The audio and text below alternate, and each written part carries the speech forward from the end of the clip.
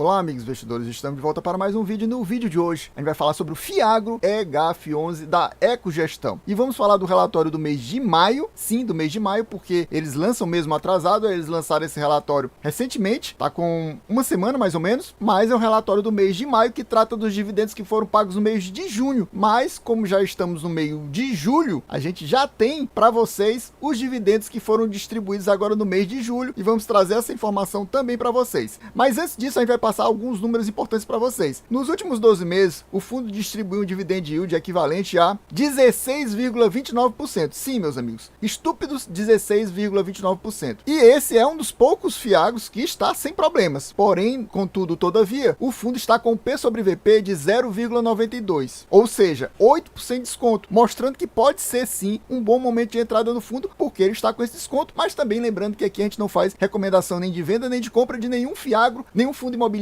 nenhum FII infra.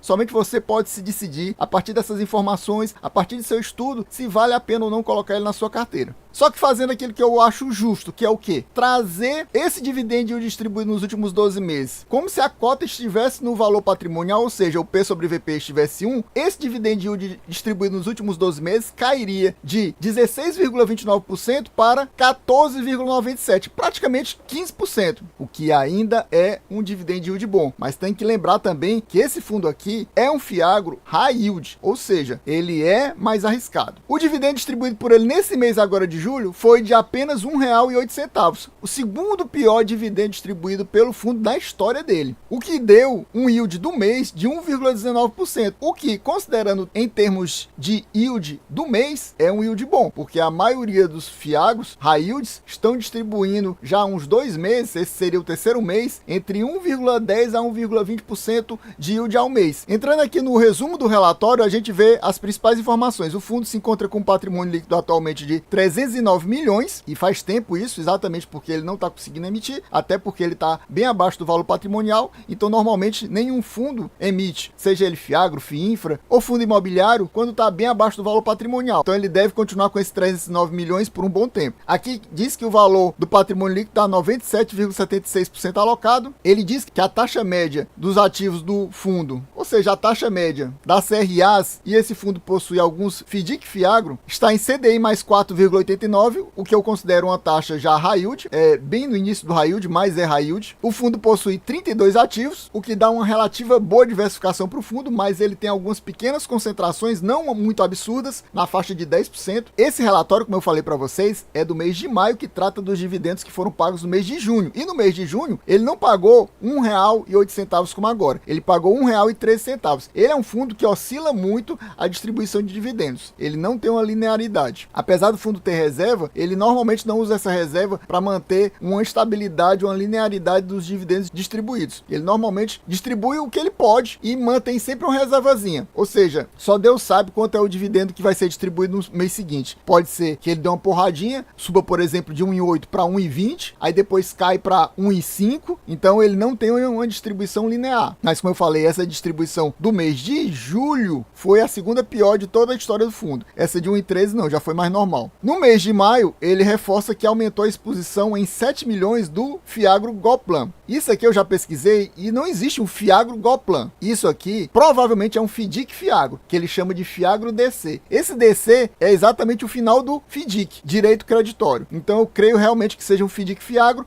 mas do jeito que ele fala aqui, a gente pensa até que é um fiagro listado na bolsa, mas não é. Ele fala que aumentou a exposição, passou de 4,59% do patrimônio líquido para 6,93% do patrimônio líquido. Eu sempre falo para vocês na maioria dos vídeos de fiagro, fundo imobiliário e FII infra, que o ideal seria manter esse atrelamento da dívida com um devedor na faixa de 5% do patrimônio líquido. E ele aqui ultrapassou essa barreira, tá 7% praticamente, mas ainda é um valor aceitável que eu considero. Até uns 7, uns 8 não é tão extraordinário. Quando chega na barreira dos 10 ou acima de 10, aí sim que é mais preocupante. Aí ele diz que esse fiagro, que na realidade é um FDIC, é uma associação de 20 revendas, ou seja, é algo que é num só devedor, entre aspas, mas na realidade está associado a 20 revendas, ou seja, são vários devedores na prática. É uma pulverização dentro de um FDIC fiagro. Aqui ele fala sobre o resultado do fundo no mês de maio, que como eu falei, foi usado para pagar os dividendos do mês de junho, que foi R$ 1,15. centavos, ou seja, ele fez reserva de 2 centavos, pagou em 13 e fez reserva de 2. No caso, então encerrou o mês com 37 centavos. Aqui no topo do lado direito eu vou colocar um cardzinho do último vídeo que eu fiz aqui do EGAF11, que foi no mês de fevereiro. Então você vai dizer,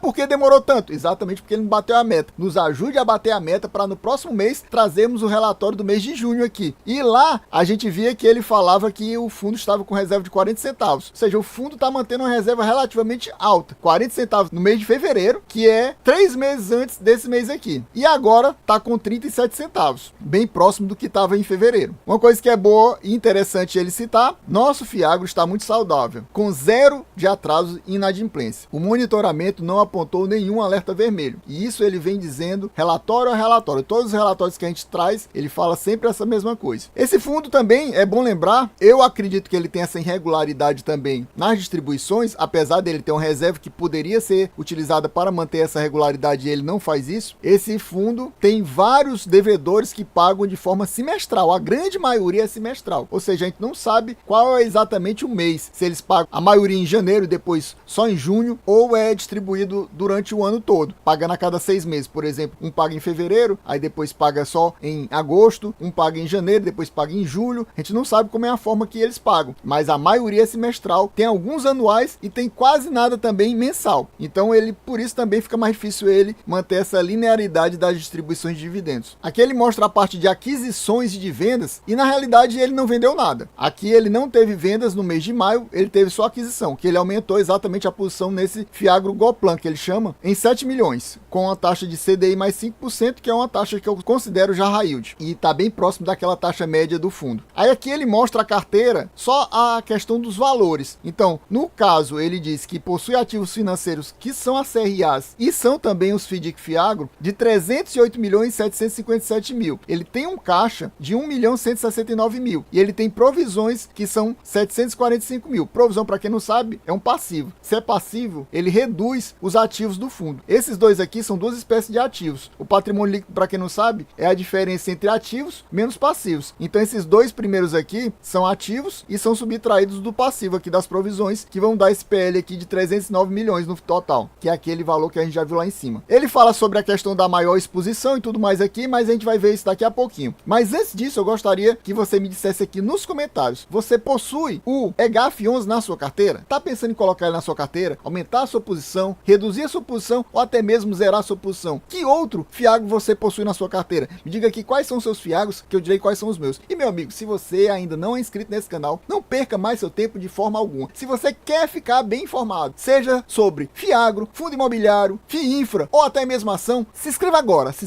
mesmo, já ative o sininho, já deixa aquele likezão para ajudar a gente a bater a meta, que nesse mês é de 500 views, sim, 500 views. Se batermos essa meta, mais ou menos no início do mês que vem e meio do mês que vem, ou seja, do mês de agosto, estaremos trazendo mais uma leitura do relatório do mês de junho, aqui do EGAF11 para você. E detalhezinho também, para quem ainda não sabe, esse fundo aqui, esse Fiagro é um dos poucos Fiagros que é base 100. Como ele é de uma gestora desconhecida, a Ecogestão, fica um pouco mais complicado realmente ele ter um valor interessante. Até por isso que ele está com desconto. Apesar de ele não estar com nenhum problema, como a gente acabou de ver também no relatório sendo citado, ele está com um desconto bom. Porque exatamente de uma gestora desconhecida, tem uma quantidade de cotistas baixa, não chega nem a ser 13 mil. No último relatório que eu mostrei para vocês, estava na faixa de 3 mil, caiu, agora está bem próximo de 12 mil. Com isso, ele também não tem uma liquidez muito boa na bolsa, então você tem que ficar ligado nesse detalhe também. Aqui a gente chega na lista de devedores do fundo, em relação ao patrimônio líquido. Aí ele mostra que a Nativa, que é o número 1, 9,40%, ou seja, bem próximo de 10%, eu considero já uma posição pesada. Aí ele mostra aqui Goplan, 6,93%, que é naquele FDIC Fiagro, mas você vê aqui embaixo, tem Goplan de novo, 0,79%, ou seja, na prática Goplan já está beirando os 8%, tem Pantanal, 5,86%, tem Toagro, 5,82%, tem Café Brasil com 4,59%, mas se você olhar aqui, a gente vê Supply uma vez, Supply duas duas vezes. Se você somar as duas supply, já ultrapassa a barreira dos 5%. Ou seja, ele aqui está fazendo uma divisão por patrimônio líquido, mas basicamente são dos investimentos de forma separada, não do devedor de forma separada. Aqui a supply deve ter 2 CRAs e ele divide como se fossem 2 devedores diferentes, mas é apenas um devedor. Se a supply der problema num, vai dar no outro também. Se a Golplan der problema num, vai dar no outro também. Então você tem que ficar atento também a essa questão. E a gente vê aqui na divisão do patrimônio líquido em relação ao tipo de cultura, e você vê que a principal cultura que o fundo investe é soja. Quase metade da carteira é soja. Teve aquele mini terrorismo, digamos assim, do final do ano passado para o começo desse ano, dizendo que ia haver uma quebra de safra de soja gigante por causa do El Ninho, da Laninha, e provavelmente ia quebrar vários fiagros, e isso acabou não acontecendo e nem afetou o EGAF. Até hoje ele não teve problema nenhum, apesar dele ter essa grande exposição à soja, quase metade da carteira. E antes de mostrar a carteira para vocês, eu gostaria de mostrar esse detalhe que ele cita aqui pra gente, que ele fala que todos os ativos do fundo são classe sênior. Uma vez eu vi uma live de um gestor, que inclusive até faleceu, não vou citar o nome, responsável pelo NCRA. Ele diz que todos os ativos da carteira dele sempre são classe sênior, porque é a melhor classe. Ele não gosta de investir em nada que seja de classe mezanino e classe subordinada. E aqui ele diz que investe tudo em classe sênior ou é classe única. Aí por isso ele diz que avalia o risco de não pagamento, ou seja, o risco de calote, na prática,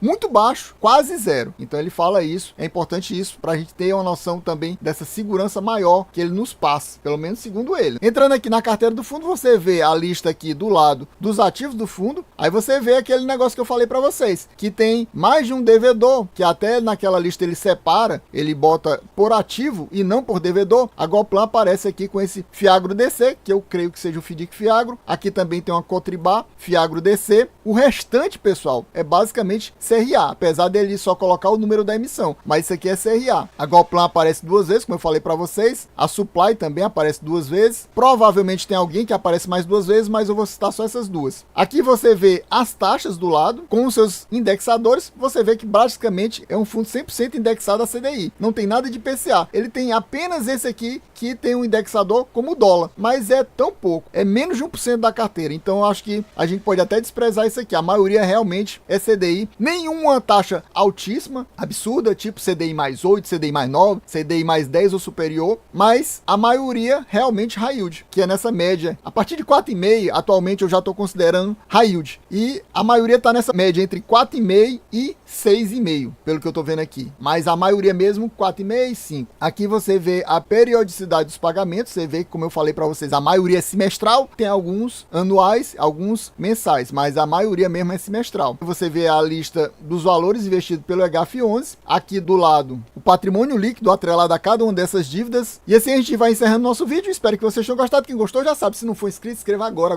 mesmo. Já deixa aquele likezão. Já comenta aqui para ajudar a gente a bater a meta de 500 views. Sim, 500 views. Se batemos a meta de 500 views no início do próximo mês, mais ou menos lá pro dia 10 a 15 do mês de agosto, estaremos trazendo mais uma leitura do relatório do mês de junho aqui do EGAF11. E aqui embaixo você já vê outro vídeo da gente. É isso aí, valeu, até a próxima e fui!